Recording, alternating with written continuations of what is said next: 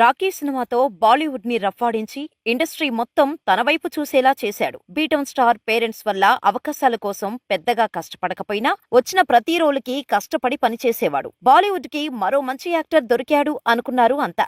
ఇక career peaks లో ఉందనగా 1993 Mumbai bomb పేలుళ్లతో సంబంధం ఉందనే ఆరోపణలతో అరెస్టయ్యాడు. దాదాపు 18 నెలలు జైల్లోనే ఉండిపోయాడు. అంతకుముందే మానసిక ఒత్తిళ్లతో డ్రగ్స్ కి బానిసయ్యి జీవితం నరకం చూసుకున్నాడు.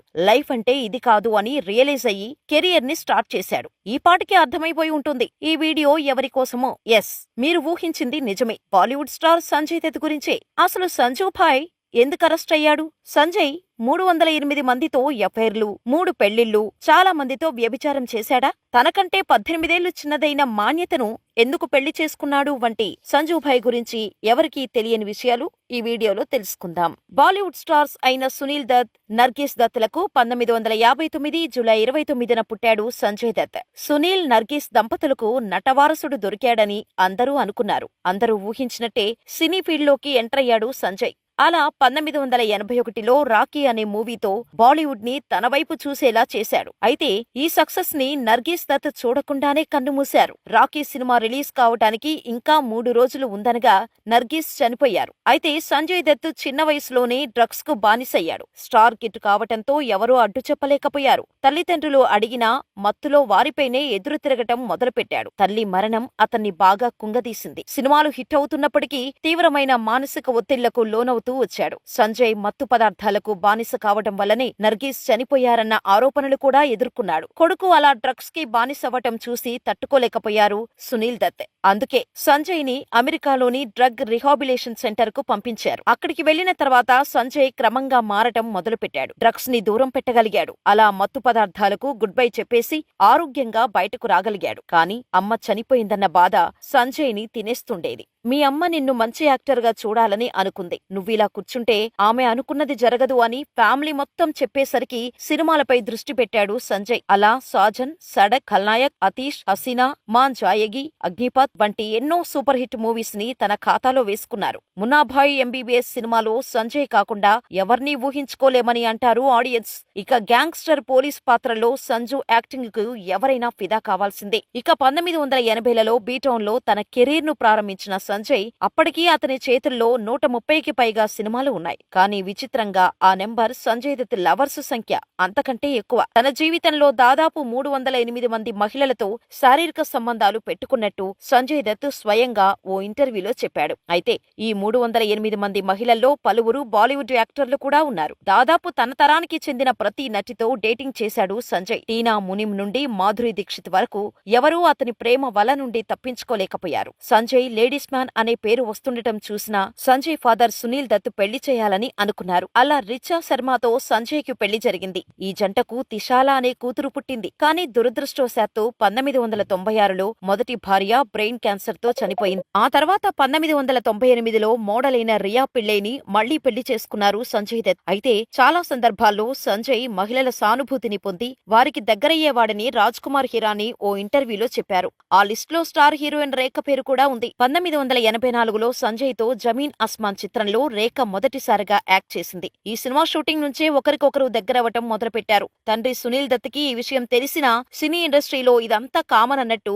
రేఖ విషయం పెద్దగా పట్టించుకోలేదు. ఇక వరుస సినిమాలు సూపర్ హిట్ అవ్వటం, సంజయ్ బిజీ స్టార్ గా అవుతున్న టైంలోనే అంటే 1993 ముంబై బాంబు పేలుళ్ల ఘటనలో సంజయ్ పేరు వినిపించింది. దీంతో సంజయ్ జీవితం ఊహించని మలుపు తిరిగింది. AK-47 రైఫిల్ ని అక్రమంగా కలిగి ఉన్నాడనే ఆరోపణపై సంజయ్ ని అరెస్ట్ చేశారు టాడా పోలీసులు. ఎంత స్టార్ యాక్టర్ అయినప్పటికీ టాడా కేసు నమోదు కావటంతో బెయిల్ రాలేదు. దీంతో 18 నెలల పాటు జైల్లో ఉన్నాడు. ఆ తర్వాత ఎన్నో ప్రయత్నాల తర్వాత సునీల్ దత్ కు ఉన్న మంచి పేరు కారణంగా సంజయ్ కు బెయిల్ వచ్చింది. టాడా సంబంధిత అభియోగాల నుంచి ఆయనకు 2006లో విముక్తి లభించింది. ఇప్పుడు ఆయనకు 5 ఏళ్ల జైలు శిక్ష పడింది. ఈ కేసు కారణంగా అటు పర్సనల్ గాను ఇటు ప్రొఫెషనల్ గాను సంజయ్ చాలా కష్టాలు పడ్డాడు. ముఖ్యంగా భార్యతో ఎన్నో గొడవలు, మనస్పర్ధలు వచ్చాయి. ఈ కేసు నుంచి బయటపడే పెళ్లే ఏడాది ముందు అంటే 2005లో రియాకి విడాకులు అయిపోయాయి. టాడా కేసు నుంచి బయటపడిన తర్వాత మున్నాభాయ్ సినిమాతో ఇండస్ట్రీ హిట్ కొట్టి మళ్లీ ఫాములోకి వచ్చాడు సంజు. అలా 2006లో హీరోయిన్ మన్యత దత్ని సంజయ్ కలిశారు. ఇద్దరి అభిరుచులు కలవటంతో పాటు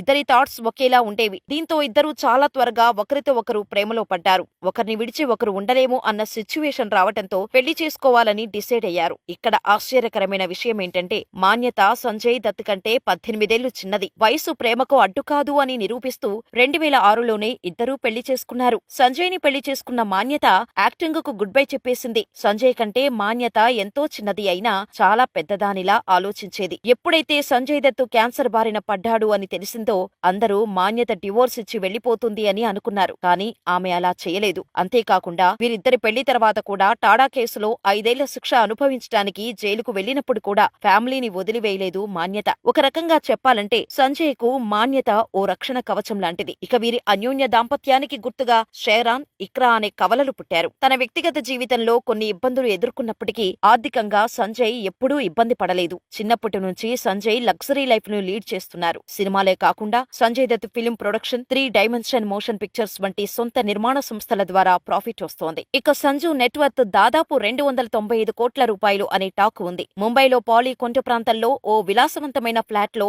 ఆయన ఫ్యామిలీతో ఉంటున్నారు. సంజు భార్య మాన్యత దత్త దాదాపు 7.9 కోట్ల రూపాయలు విలువ చేసే రోల్స్ రాయ్స్ హోస్ట్ తో పాటు ఆడి Q7 SUVని భర్తకు గిఫ్ట్ గా ఇచ్చింది. ఇవే కాకుండా సంజు దగ్గర ఫెరారీ 599 GTB GMW 7 సిరీస్ కూడా ఉన్నాయి. తాజాగా ఆయన రేంజ్ రో ఆటోబయోగ్రఫీ LWBని కూడా కొనుక్కున్నారట. ఇది దాదాపు 3.5 కోట్ల ధర పలుకుతుందని ట్రేడ్ వర్గాల మాట. బైక్ లవరైన సంజయ్ హార్లీ డేవిడ్సన్స్ ను రైడ్ చేసేందుకు ఇష్టపడతారట. వీటితో పాటు సంజు ఓ ప్రైవేట్ యాచ్ కూడా కొన్నారని, అందులో కేవలం ఫ్యామిలీ, అత్యంత సన్నిహితులతో మాత్రమే ట్రిప్పులకు వెళ్తుంటారని తెలిసింది. ఆస్తికి తగ్గట్టుగానే సంజు ఎప్పుడూ ఖరీదైన వస్తువులనే వాడుతుంటారు. ఆయన ఎప్పుడూ రోలెక్స్, హాబ్లో, కార్టియర్ వంటి లగ్జరీ వాచీలనే వాడతారట. ఆయన వాడే జ్యువెలరీ, సన్ గ్లాసెస్ వంటి అన్ని వస్తువులు హే అండ్ ఫ్యాషన్ గా ఉండాలని కోరుకుంటారట. అయితే సంజయ్ గురించి మరో ఆసక్తికర విషయం ఏంటంటే ఈయనో పెట్ లవర్. ఎన్నో ఏళ్లుగా ఆయన చాలా రకాల పెట్స్ ని పెంచుకుంటున్నారట. స్టార్ హీరో అయిన సంజయ్ ఇతర భాషల్లో నెగిటివ్ క్యారెక్టర్స్ కి ఓకే చెప్పారు. గతంలో KCF చాప్టర్ 2లో ఇస్మార్ట్ శంకర్ లోనూ విలన్ గా చేసి మెప్పించారు. డార్లింగ్ ప్రభాస్ మూవీలో కూడా ఓ క్రేజీ రోల్లో చేయబోతున్నట్టు టాక్ వినిపిస్తోంది. ఇదిలా ఉంటే సంజయ్ దత్ రియల్ లైఫ్ లో సినిమాలో ఉన్నన్ని ట్విస్టులు ఉన్నాయి. అందుకే ఆయన జీవితంపై one man many life Sanju అనే సినిమాని తీశారు. దత్ జీవితం ఆధారంగా తెరకెక్కిన బయోపిక్ సంజు బాక్సాఫీస్ వద్ద బ్లాక్ బస్టర్ హిట్ గా నిలిచింది. విడుదలైన 10 రోజుల్లోనే ఈ చిత్రం 300 కోట్లు వసూలు చేయడంతో పాటు వీకెండ్, వీక్ డేస్ అనే తేడా లేకుండా బాక్సాఫీస్ వద్ద మంచి రెస్పాన్స్ వచ్చింది. రణబీర్ కపూర్ ప్రధాన పాత్రలో రాజ్ కుమార్ హిరానీ దర్శకత్వంలో తెరకెక్కిన ఈ మూవీ ట్రులన్లో బాలీవుడ్ లోని రికార్డులను బ్రేక్ చేసింది. సంజు మూవీకి ఇంతగా పాపులర్ అవటానికి ప్రధాన కారణం సంజయ్ దత్ జీవితంలో అసలు ఏం జరిగింది, ఆయన చుట్టూ ఉన్న వివాదాలు, కేసుల వెనుక అసలు కారణాలేంటి అనే ఆసక్తి ప్రజల్లో ఉండటమే. వారిలో ఉన్న క్యూరియాసిటీకి తోడు Ranbir acting, director Raj Kumar Hirani biopic తెరకెక్కించిన విధానం అద్భుతంగా ఉండటంతో బాక్సాఫీస్ షేక్ అయింది. ఈ సినిమా మొదలు పెట్టడానికి ముందే సంజయ్ కథ తమ సినిమాకు వాడుకున్నందుకు నిర్మాతలు 10 కోట్ల రూపాయలు ఆఫర్ చేశారట. దీంతో పాటు సినిమాకు వచ్చే లాభాల్లో షేర్ కూడా ఇచ్చారని టాక్ ఉంది. ఇక ఈ సినిమా రిలీజ్ కు ముందు వరకు సంజయ్ దత్ మీద